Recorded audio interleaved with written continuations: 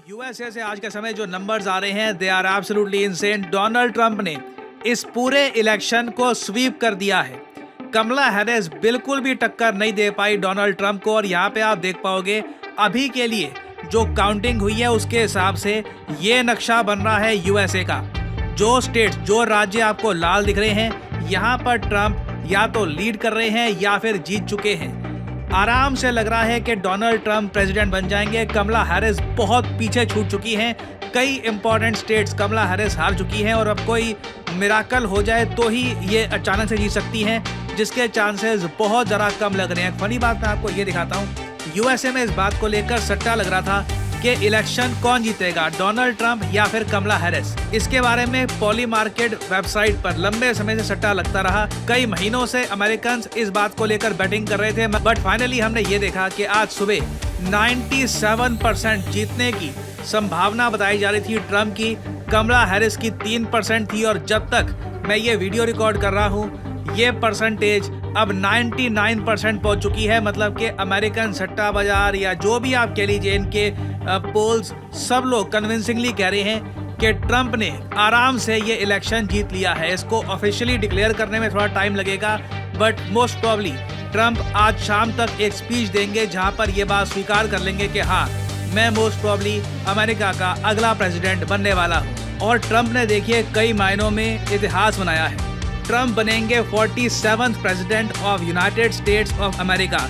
ये पहले प्रेसिडेंट होंगे सिंस 1892 जिनको 2 टर्म मिलेगी यूएस प्रेसिडेंट की, मगर एक गैप के बीच में। नहीं तो यूजुअली आप देखो अमेरिकन प्रेसिडेंट्स का अगर मान लो 2 टर्म होनी है, अगर वो बहुत पॉपुलर है तो एक के बाद एक उनकी टर्म होती है। ट्रंप पहले प्रेसिडेंट हैं इस पूरी सदी में जिन्होंने एक इलेक्शन जीता, अगला हार गए और फिर वापस अगला जीत रहे हैं ना। ट्रंप के हिसाब से काफ़ी बार कह चुके हैं कि अगर पेंडेमिक ना आता तो ये 2020 का चुनाव भी जीत जाते, ये इनका कहना है। बट आज के समय देखिए मैं आपको ये बता दूं, पूरी दुनिया देख रही है यूएस में क्या हो रहा है।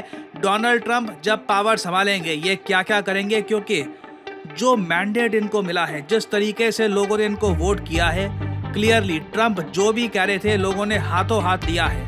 ट्रंप की जो विजन है यूएसए को लेकर, चाहे वो टैरिफ्स की बात हो, चाहे वो नेटो की बात हो, चाहे ट्रंप का विजन जो ट्रंप का विजन है कंपनीज के लिए ये टैक्स कम कर देंगे, सरकार का खर्चा कम करेंगे, ये सारी बातें आम अमेरिकन को बहुत ज़्यादा अच्छी लगी है। कमला हैरिस का मैसेज या जो भी उनकी पर्सनालिटी आप कह लीजिए, ये अमेरिकन वोटर्स ने बिल्कुल ही रिजेक्ट कर दी है। और कमला हैरिस की हार का कारण मैं ये कहूँगा कि जिस तरीके से जो इनकी पार्टी है डेमोक्रेट पार्टी, इन्होंने पहले जो बाइडेन को प्रेजेंट किया एज प्रेसिडेंशियल कैंडिडेट, जब डिबेट हुआ इनकी खराब परफॉर्मेंस सामने आई, फिर ज़बरदस्ती इनको पीछे खींच लिया, फिर कमला हैरिस को बना दिया फेस।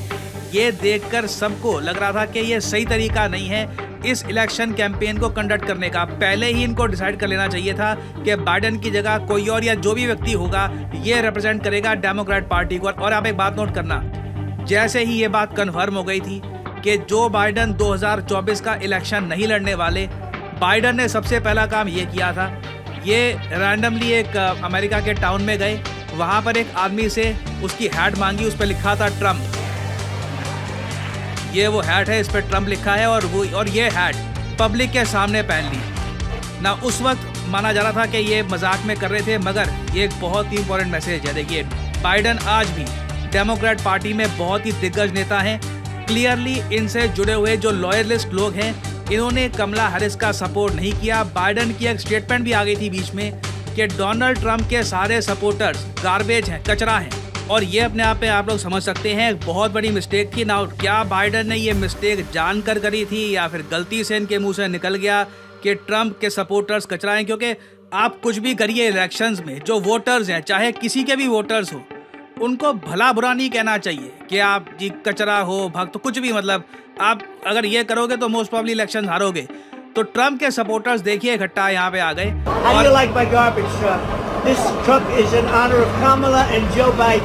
नाउ ट्रंप ने उसके बाद इसको as a badge of honour पहना कि हाँ, मैं जी बिल्कुल गार्बेज ट्रक चलाता हूँ और यूएसए से जो गार्बेज है ट्रंप जो बाइडेन का, इसको साफ कर दूंगा।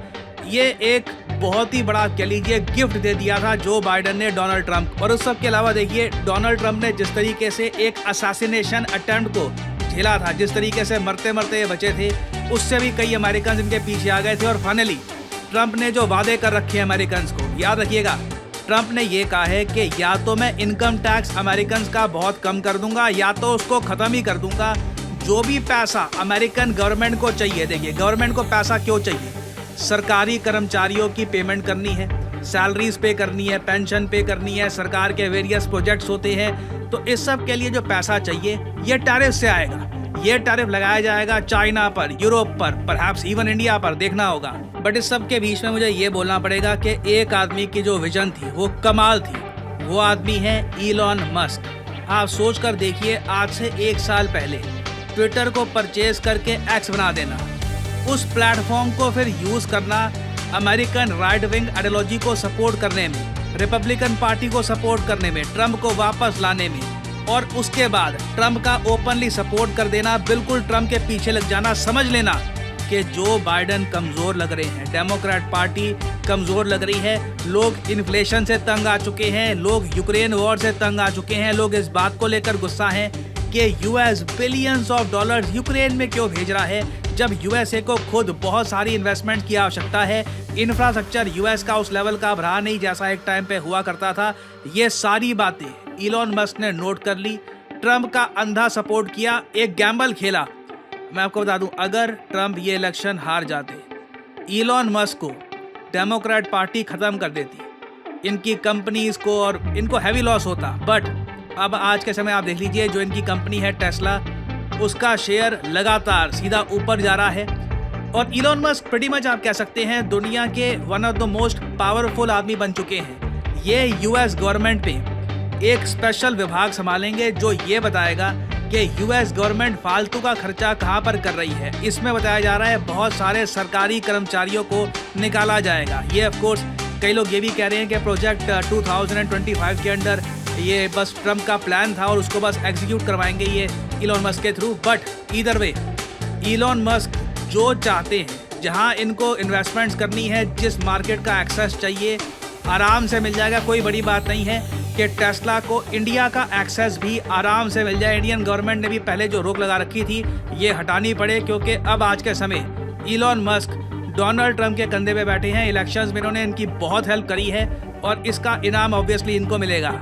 और ट्रंप प्रेसिडेंसी में देखिए बताया जा रहा है कि प्रोजेक्ट 2025 का क्रिटिकल रोल होने वाला है। आज से 3 महीने पहले स्टडी IQ पर मैंने वीडियो बनाई थी, why is everyone talking about project 2025। इस प्रोजेक्ट में लिखा हुआ था कि बहुत ह्यूमंगस स्केल पर सरकारी नौकरी जाएंगी यूएसए में, सरकारी जो ऑफिशियल्स हैं इनको निकाल दिया जाएगा। डोनाल्ड ट्रंप बेसिकली ये मान के चलेंगे कि अब जो मैं सत्ता संभालूंगा ना, वहाँ पर कई ऑफिशियल्स हैं, तो ट्रंप हर किसी को फायर करके पहले अपना आदमी वहाँ पे डिप्लॉय करेंगे, फिर प्रॉपरली अपने हिसाब से यूएसए को चलाएंगे। इसमें यह भी पॉसिबिलिटी है कि यूएस में ऑल ओवर ये अबॉर्शन को बैन कर दे। ये भी देखना होगा कि यहाँ पर क्या होता है। बट ईदर वे जो ट्रंप को अंधा वोट मिला है, जो यूएस पब्लिक का कंप्लीट सपोर्ट मिल चुका है ट्रंप को, इसके बाद आप देखने वाले हैं ट्रंप खुल के फैसला लेंगे। ये डरेंगे नहीं। कल को इनको ये भी एक अब डर नहीं है कि अगला इलेक्शन जीतूंगा या हारूंगा, क्योंकि एक आदमी बस 2 बार ही लाइफ में यूएस का प्रेसिडेंट बन सकता है।